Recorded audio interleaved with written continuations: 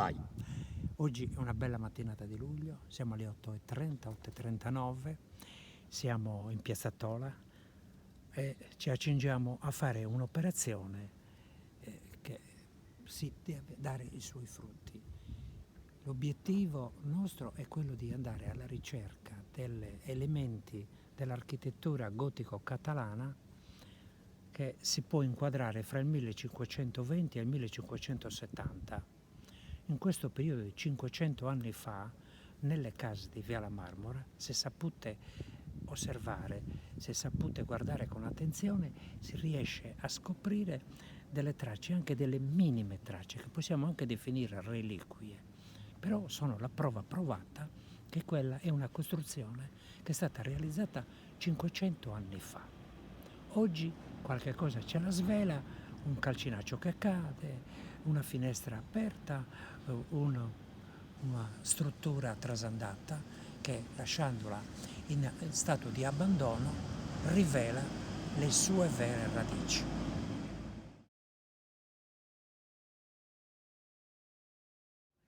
Siamo al numero 1 e iniziamo il nostro percorso. Vedete? Carrera lunga, via numero 1. Scendiamo. Naturalmente questo percorso ci porterà sino o quasi a Porta Sant'Antonio, per cui è piuttosto lungo. Procediamo. Man mano che scopriamo le nostre... Vai. Questa è la prima testimonianza di architettura catalana sulla Via La Marmora. Siamo probabilmente al numero 18, comunque a prescindere dal numero osserviamo bene questo particolare. C'è un architrave con sotto una cornice tondeggiante a listello che si incrocia sia a sinistra che a destra ad angolo retto. Vedete sulla destra più visibile l'inizio dello stipite, sulla sinistra è più nascosto. Vai. Siamo al numero civico 31, al primo piano osservate l'architrave che viene tagliato dalla finestra di recente realizzazione e si vede proprio la fiamma al centro con quel ricurvo verso l'alto e sulla sinistra lo stipite. Qui abbiamo quindi un'altra finestra catalana, architrave e stipite a sinistra. Vai. Al numero 35, altro reperto archeologico dell'architettura catalana. Come è caduto questo grosso spessore di cemento, si vede sulla porta, sul 35, l'inizio dell'arco a ventaglio. Vedete che ci sono 1, 2, 3, 4 bellissimi conci tagliati a ventaglio. Poi sulla destra altro crollo di intonaco fresco, si intravedono anche lì delle emergenze catalane che sono state successivamente coperte con quei cantoni bianchi. Allora, qui possiamo intuire la presenza di uno stipite perché vediamo questa prima pietra in alto proprio con l'angolo che ricorda l'inizio di un arco ormai inesistente. Vai. Allora, qui siamo all'altezza del 52, del numero civico numero 52, via La Marmora.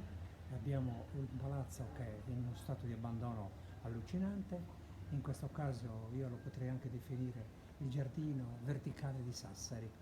Ma se ci avviciniamo a queste pareti completamente scostate, possiamo finalmente scoprire anche qua le strutture gotico-catalane. Prima a sinistra, qui osservate quei due conci con una canaletta verticale.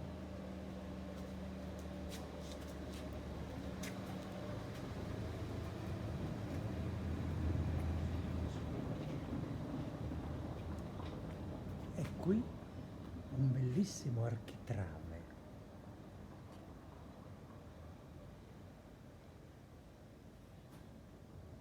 Ecco l'architrave. Allontanati, prendilo in tutto lo spazio, dagli lo spazio che ci vuole.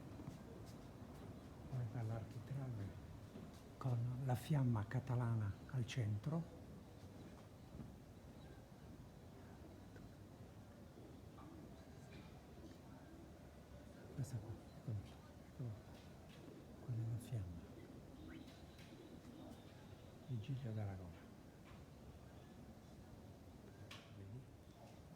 quindi 1, 2, 3.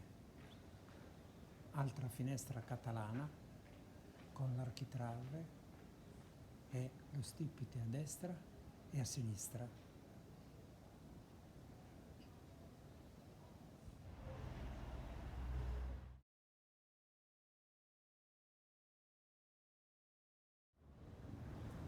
vai.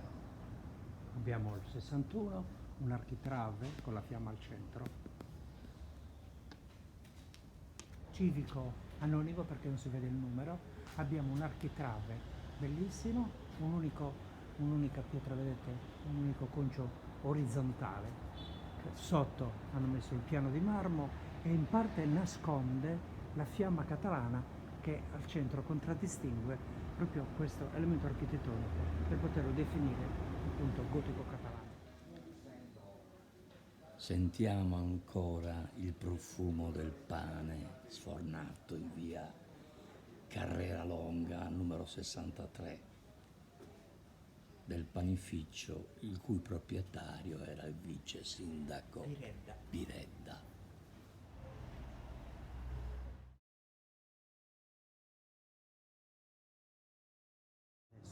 Ci siamo. Vai. Osserviamo adesso questo elemento catalano al numero 100 di Via La Marmora. Guardate, seguiamo la traccia. Questo è l'architrave, qui è l'angolo dove la porta scendeva, qui c'era lo stipite, il corrispondente dalla parte opposta, quindi la porta catalana andava da qua fin qua.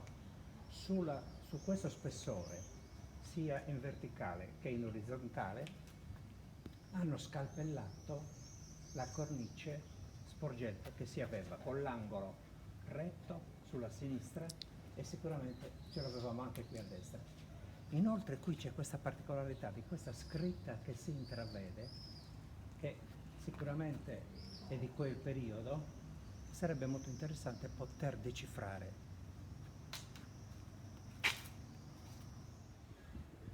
Siamo sempre a Carrera Longa, questo è il numero magico, il numero 100.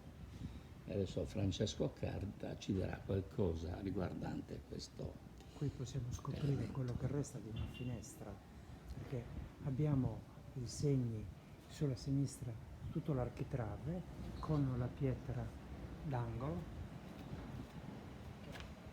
l'indico, architrave, e qui abbiamo sempre l'elemento verticale dove hanno avuto cura di demolire le colonnine. Come vedete ci sono i segni dello scalpello che si è preso la cura di demolire tutto quello che era bassorilievo. Addirittura sopra c'è una scritta con vernice rossa che andrebbe un pochino magari studiata per capire di che cosa racconta. Può darsi che questa fosse una porta più che una finestra. Siamo vicolo Godimondo.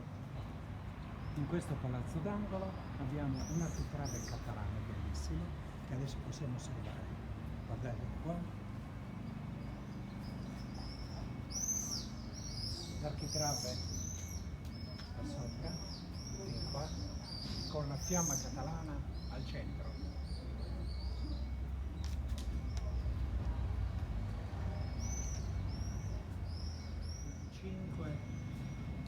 Siamo a 125. Al numero 125 un altro architrave,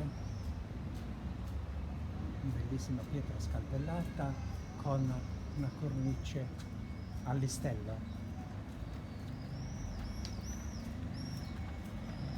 E qui c'è l'ultimo, lontano che si può vedere nel complesso.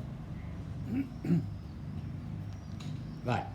Allora, qui al 125 abbiamo ancora una testimonianza di porta catalana, osserviamo insieme questo l'architrave. Guarda, seguitemi un attimo. Vedi? L'architrave inizia qui, questo è il centro dell'architrave con la fiamma catalana.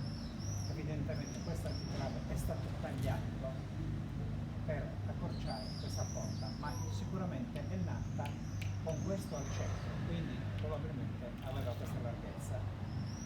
Sulla sinistra e sulla destra altri elementi catalani decorativi.